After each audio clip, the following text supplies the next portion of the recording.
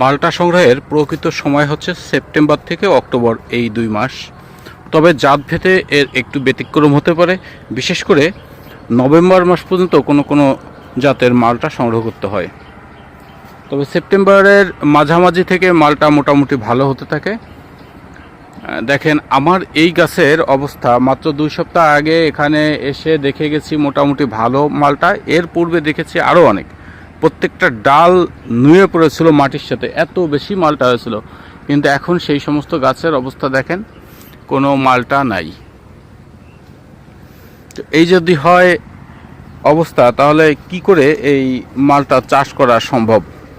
অর্থাৎ এই সমস্ত গাছ রক্ষণাবেক্ষণ খুবই গুরুত্বপূর্ণ। আপনারা জানেন এর পিছনে অনেক খরচ আছে। বিশেষ করে মালটা গাছে নিয়মিত স্প্রে না করতে পারলে কিন্তু মালটা গাছ ডাইব্যাক রোগে মারা যায়। তো গাছে যে পরিমাণ সার এবং ঔষধ এবং শ্রমিক খরচ করার পর যে মালটাটা আসবে, সেই মালটা গাছের থেকে সংগ্রহ করার আগেই যদি ছিঁড়ে নিয়ে যায়, তাহলে সেখানে আসলে মানুষের অবস্থাটা হয় কেমন? এখন ধরেন কেউই জানে না, কেউ বলে যে আমরা ওখান থেকে নেই না, তাহলে আসলে এটা নেয় কারা? প্রশ্নটা হচ্ছে এখানে। এই সমস্ত গাছে প্রচুর মালটা ছিল। এখন দেখেন এই একটা মালটা, এখনও কিন্তু এটা হচ্ছে বাড়ি 1 পয়সা মালটা। এখন পর্যন্ত কিন্তু এই মালটা ছেঁড়ার মতো পরিবেশ হয় না, আর অর্থাৎ এই মালটা আরও বেশি রস আসবে।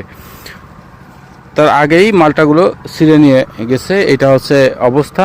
গাছটা একটা না, একাধিক গাছ, এবং প্রত্যেকটা গাছ একেবারে শূন্য করে ফেলেছে। তো এই যদি অবস্থা হয়, তাহলে আমরা কি করে এই মালটা বা অন্যান্য ফসল চাষ করব? আর এটা নিয়ে যদি কখনো কেউকে ধরা হয়, হ্যাঁ, ধরলে বলবে একটা মালটা নিতে আসছিলাম, অথচ দেখা যায় তার ব্যাগে অনেক। আর যতক্ষণ ধরা পড়বে না, ততক্ষণ বলবে এখন কি দেশের চোর আছে কি না।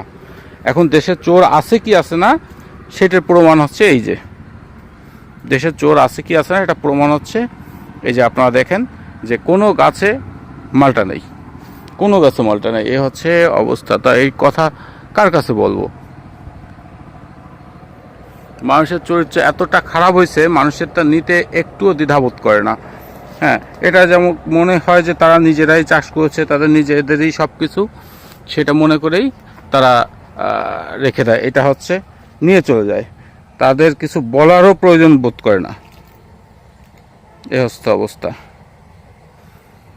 যাও, গাছের অবস্থা আপনাদের দেখালাম, মানে এটা খুব থেকে দেখালাম যে এই যদি হয় দেশের অবস্থা বা পরিবেশ, তাহলে আমরা কি করে চাষবাস করব।